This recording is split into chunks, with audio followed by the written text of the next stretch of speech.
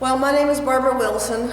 My background is mental health. I've been a psychiatric social worker since 1966. Worked in several states. I started out when state hospitals looked exactly like what was in One Flew Over the Cuckoo's Nest, if you ever saw that movie. That was real. A lot of stuff that comes out of media that portrays mental illness or people with mental illness is not real. But that one was real. We do have a PowerPoint presentation, and I don't know how to do. I'm technically impaired. So I'll just go with it. One of the things we want to talk about is how mental health happens, or rather mental illness. I like to talk about mental illness because we don't deal with people that are mentally healthy. And what I'm talking about really is people with adults who have serious and persistent forms of mental illness. So we're talking about people that have a cluster of symptoms that even a child of 6 will go, "Mommy, what's wrong with that man?" Those are my people, okay? I love them. The ones that don't make a lick of sense and they walk with their Bible and they hold up traffic with their grocery cart because they're preaching, those are my people, okay? I love them. People that have bipolar, long-time chronic illness. People that have chronic depression. Question to all of you. Woman's husband dies, long-term marriage. She's very depressed. She got mental illness? How many say yes? Raise your hands. 1, 2. How many say no? Everybody else. Okay. I want to just let you know that depression is the #1 killer in the field of mental illness. People die from depression. Depression saps your energy. Depression makes you make faulty decisions. You don't feel well. You have no energy. You can't go places. You start to withdraw.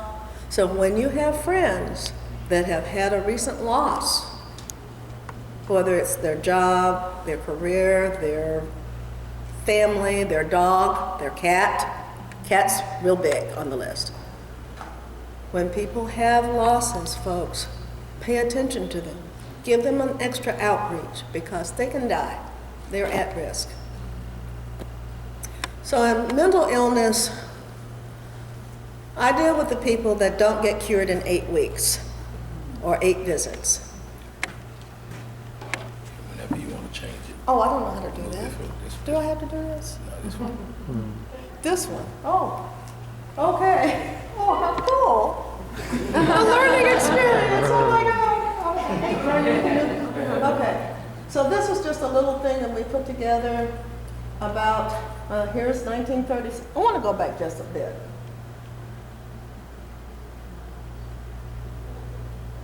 There's a lady back in the 1800s, I don't see the slide. Maybe this is it. There was a lady named Dorothea Dix in the 1800s. Dorothea Dix made an amazing discovery. She found out that all the crazy people and retarded people were in prisons. And she thought, that's a bad idea. So she spent the rest of her life fighting for legislation for that to change. Now, keep that in your mind. Here in 1936, they had the first lobotomy. And before you turn your nose up at lobotomy, remember that it was a big improvement over what they had been doing. You know, they used to throw people in the river, and if they swam, they were cured. If they drowned, that proved that the demons had taken over. So, you know, we went into electric shock, and then in 1954, we got chemicals. That's where we are today. Thorazine was the #1, and now we have, 2 and 3 generations of psychotropic medications. Expensive, people don't like to take them, and we call them non-compliant. They miss their friends that they get to hear in their head. 1955, we had 560,000 people in public psychiatric hospitals, and that's what was the state of the art. When I get to here, one of the things that we omitted a lot of slides to make it short enough, but the first Mental Health Act was signed by President Harry Truman. Incidentally, as an aside, he was also the person that integrated the troops racially. 1965, we got Medicaid, something that everybody said was going to send us to socialism. 1980, Jimmy Carter signs the Mental Health Systems Act. Anybody remember him? We were going to get money in all the communities for community mental health, get people out of the hospitals, out of institutions. You know, people used to go to the institutions when I first started. They went in at like 17 or 18 when they died there. People used to tell their family members, oh, they died, because that was the only way the family could explain. 1981, look what happens. President Ronald Reagan undoes the mental health bill. As governor, he had already undone mental health institutions in California. Now he takes his whole dog and pony show on the road. Again, not partisan, this is just fact. So 2009 and 10, we have all of this downturn in the economy. What happens to people that are mentally ill? Well, if everything's going downhill, you know what's that? They always say fecal matter rolls downhill. And at the bottom of the hill, that's where mental health is. And I just want to talk to you about why that is. Because people will say to me, well, what about people with autism? Well, what about people with autism? Is that diagnosed before or after childhood? Before, right? You have an autistic child, you pretty much know that kid's got problems by the time they're 4, 5, 6 years old. What about people with mental illness? What is the first age of onset for most people with schizophrenia? 18 to 24. What about bipolar? 18 to 35. These are the years that people would be normally going to college, building careers, paying taxes.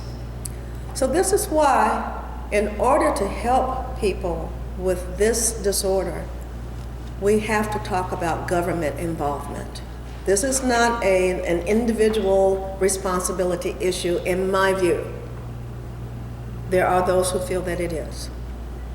But I just spent the whole day today downtown with 2 sisters who are pleading for help for their adult sisters who have mental illness and who are getting no treatment, one of whom is homeless.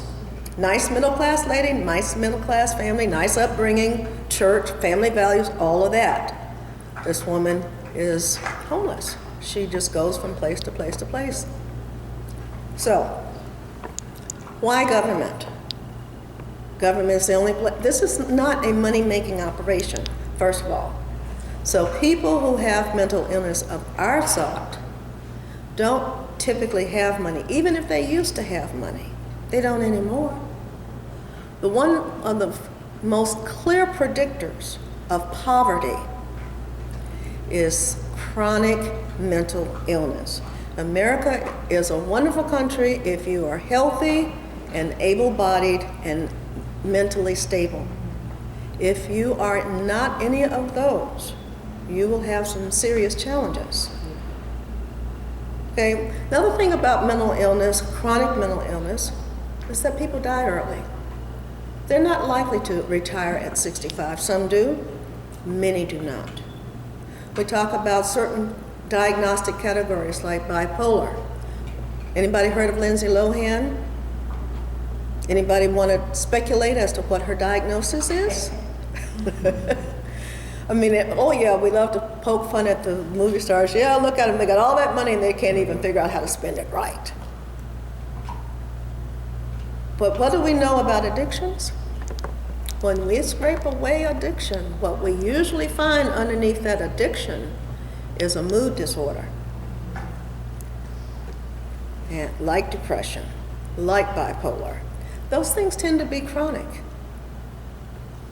Now we can blame the parents, we can blame the schools, we can blame. But the bottom line is we have these adult people, 18 to 59, who have very few options for services. They may have wonderful services when they're in school, but let them turn 18 and watch those wonderful programs fall away. So this is why I dedicate my life to services for the mentally ill between 18 and 59. We have an agency called Mental Health Hookup, and what we seek to do is we're sort of like your wedding coordinator. We can plan your wedding, we can even go shop for your gown if you want us to. We're unfortunately not free. We hope that at some point we get to be free, but right now we're not, but we are affordable. And I want to just say a little bit about Los Angeles County in particular. Los Angeles County we have 1/3 of the entire population of the state of California, 1/3. We have the highest number of homeless vets in LA County. Okay, just because a person is crazy does not mean they're stupid. They don't want to be cold. They know to come to California. I can't blame them. We have the largest psychiatric acute treatment center in the nation, right here in LA County, but it's in the jail. Twin Towers houses mentally ill people. They have no programs, they have nothing. And the one thing that I will agree with Sheriff Baca about is that jail is no place for people with mental illness. Our relatives, these are our brothers, our sisters, our sons, our mothers. These are not other people. These are our people. And they deserve to be treated well. Just because they have mental illness is no reason for them to not be treated well. Well, just a little bit about Obamacare. Obamacare, or as I like to call it Obamacare, actually kind of makes me feel good because I campaigned on it. Collapses the walls. Insurance companies in the past have always been able to charge an extra fee for mental illness. So if you have a chronic illness like hypertension, diabetes, you get covered. If you have health insurance, that is. But not so much if you have mental health issues. Now they want to charge on an extra this, that you only have a lifetime cap of X number of visits, and you can only have this much prescription drugs or whatever. It's very complicated, convoluted, and many health plans don't cover mental health at all. That will change January 1st, 2014, the good Lord willing. There will be no more carve-outs for mental health. Mental health visits to a psychiatrist will be housed and paid for with the same copays that you pay for any other copay to see any other doctor in any other field. This by itself, I think, will go a long ways towards reducing stigma. Anybody realize that, I don't know if you're aware of it, last Saturday, the County of Los Angeles broke ground in Van Nuys for an all-inclusive service center. It will have many, many services that people need to survive in one place. We've been asking for that for like 40 years. It's now happening, just an aside. So, but same with addiction. If you have an addiction problem, or you know you have a loved one with an addiction problem, all that shame and stigma and what I call internalized self-hatred that comes as a result of being addicted to a substance, that too will be charged at the same rate. Insurance companies must not charge they're insured any higher rate to see mental health or addiction counselor than they charge for any other service. That's huge.